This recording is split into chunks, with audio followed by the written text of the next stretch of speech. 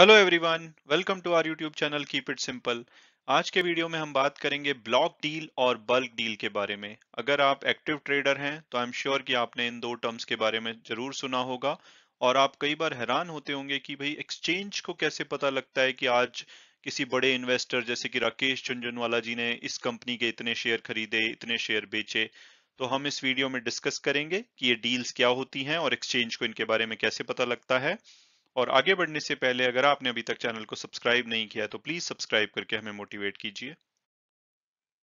तो सबसे पहले अगर हम बात करें ब्लॉक डील की, तो जब भी कोई दो पार्टी, मोस्टली ये बड़े इंस्टीट्यूशनल प्लेयर्स होते हैं, वो किसी प्री डिटरमिन्ड प्राइस पे ट्रेड करना चाहते हैं और उन शेयर्स की क्वांटिटी या तो 5 लाख है या उस डील की ओवरऑल जो वैल्यू है वो 5 करोड़ है, तो इन दोनों में से कोई भी कंडीशन अगर मीट होती है तो उसको ब्लॉक डील बोला जाता है।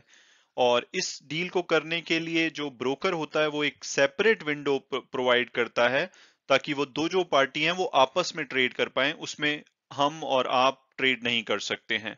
और ये जो ट्रेड होता है normally beginning of trading hours होता है, इसके लिए 35 मिनट का टाइम दिया जाता है, यानी कि 9:15 से लेकर 9:50 तक। और इसमें जो भी ट्रेड होता है वो डिलीवरी बेस्ड ट्रेड होता है, यानी कि वो सेम डे में उसको स्क्वायर ऑफ या रिवर्स नहीं कर सकते हैं।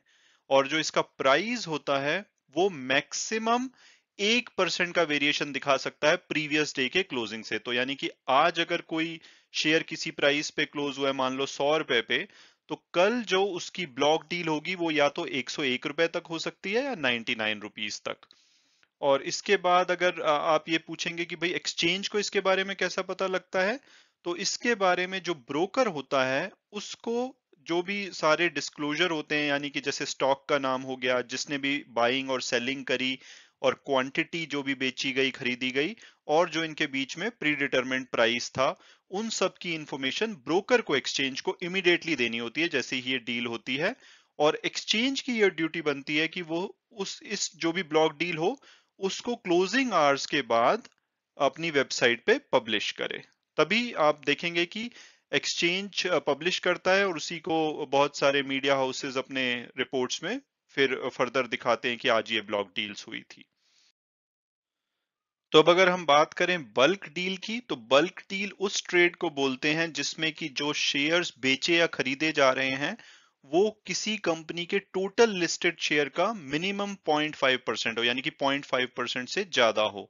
तो अगर हम एग्जांपल के लिए समझें, अगर किसी कंपनी के टोटल लिस्टेड शेयर 1000 हैं, तो अगर उस कंपनी के 5 शेयर से ज्यादा अगर ट्रेड किए जाएंगे एक ही डील में, तो उसको बल्क डील बोला जाएगा।